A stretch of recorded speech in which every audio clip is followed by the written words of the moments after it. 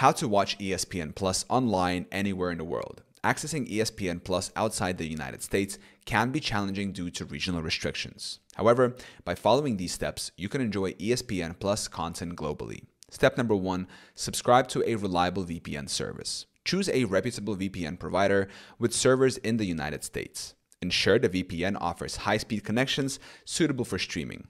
Step number 2, install the VPN application. Download and install the VPN app on your preferred device. Step number 3, connect to a US server. Open the VPN app and connect to a server located in the United States. This will assign you a US IP address, allowing access to US-only contents. Step number 4, subscribe to ESPN Plus. Visit the ESPN Plus website. Sign up for an ESPN Plus subscription using a valid payment method. Step number 5, access ESPN Plus content. Log in to your ESPN Plus account on the website or through the ESPN app. Browse and stream your preferred sports events and shows.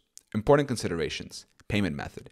ESPN Plus may require a US-based payment method. Consider using a virtual payment service that supports US transactions. Legal and ethical use. While VPNs can bypass regional restrictions, it's essential to use them responsibly and in accordance with ESPN's terms of service.